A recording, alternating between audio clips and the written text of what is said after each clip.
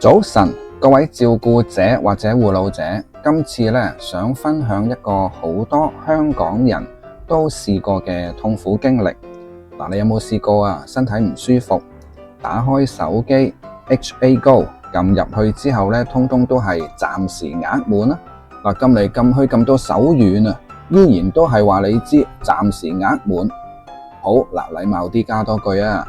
目前本診所及就近診所暫時額滿，請稍後再試。其實睇公立醫院街症唔係靠你靚仔、人品好、有禮貌，係靠方法。今日我想講清楚攞籌嘅4大秘技。先講下現實情況啊。網上面嘅資料就見到政府普通科門診2026年新收費，香港居民每次150蚊，哇，比以前貴咗100蚊，但係呢，佢都仲係平過私院。你知唔知啊？排唔到街症，攞唔到籌，捱到去夜晚，當你想去私院睇夜診嘅時候，佢收你幾錢呢？一般呢，大約係300至到1000蚊以上，唔包括藥費同埋項目收費。仁安醫院凌晨之後1500蚊，浸會醫院10點之後呢1000蚊，富豪醫院養和啊，佢同你講高端定位，隨時段遞增，問你死未？唔好亂咁衝入去啊，到時俾人鋸到一頸血呢，就唔好話我冇提你。唔好講養和啊，用仁安做比較，150蚊同1500蚊係相差10倍喎，所以呢，攞到籌睇醫生要感恩，佢差唔多啊，幫你慳返成個月出街嘅食飯午餐錢。好，廢話少講，第一個秘技呢就係系統更新頻率。坊間就流傳，佢話每隔30或者60分鐘呢 HA Go 就會有新籌出現啦，佢叫你定時 refresh。原來呢，醫管局官方就講得好清楚，系統啊係持續更新，根本呢就冇固定幾多分鐘會有新籌放出嚟嘅。咁點解咁多人會覺得每隔30或者60分鐘會有籌呢？原因一，病人啊想取消預約嘅話，佢要主動最少提前60分鐘。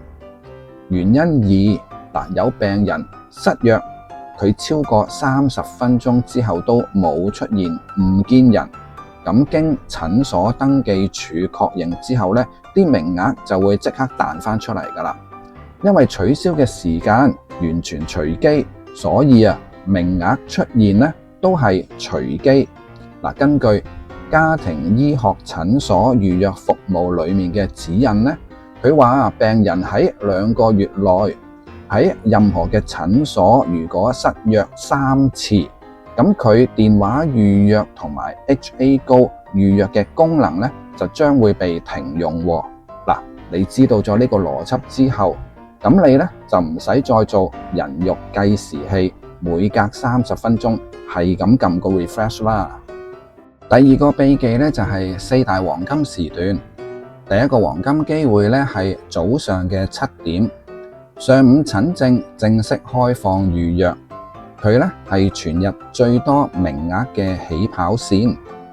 第二次嘅黃金機會呢係早上嘅7點9至8點。診所確認當日嘅醫護人手，如果有多餘嘅能力做微調嘅話呢，可能會釋放更加多嘅名額。第三個黃金機會呢係中午12點，晏晝診症開放。好多人呢都會疏忽，其實係一個隱藏嘅機會。第四個黃金機會呢係黃昏下午6點，夜間門診呢開放啦。同上面係同一個原理，請你準時入閘啊！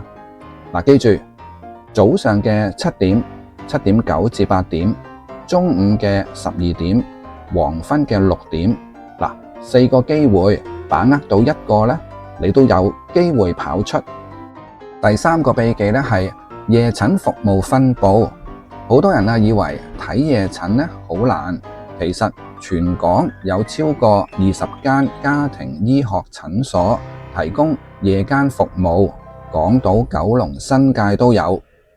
夜診登記嘅時間呢係下午嘅6點到9點半，診症呢會去到10點。對於日頭要返工嘅打工仔呢，呢個係相當寶貴嘅選擇。第4個秘技呢係長者優先配額。65歲以上嘅長者呢，基於實名登記 HA 高，佢會自動識別你嘅身份，幫你優先搜尋長者專用名額。唔使特登揾粒掣喺邊度撳㗎。仲有年輕嘅朋友啊，請你幫長者設定照顧者功能，你可以代佢哋預約，同時呢幫佢哋爭取最優先嘅資格。講完4個秘技，醒多你3個 tips 啊！第一，優先用手機 app HA Go， 因為佢界面直觀，仲可以收藏最多10間常用診所。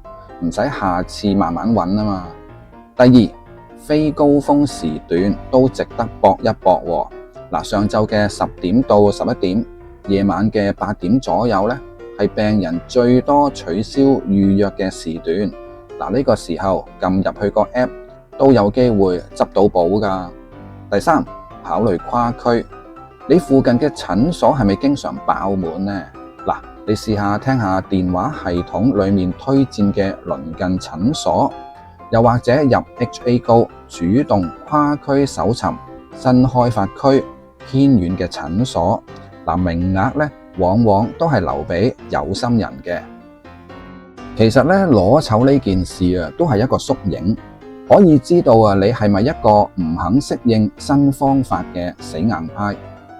公立醫療資源係有限嘅，但係方法用得啱你就係嗰個贏咗嘅人啦。正如黎明講過要贏人先贏自己啊嘛。先放低舊嘅習慣，理解新系統嘅邏輯，再揀啱時機出手，唔好同自己個身體過唔去，咁你就最叻仔啦。好啦，今日嘅分享就到呢度。使用公立醫療係你嘅權利，希望大家可以用得其所。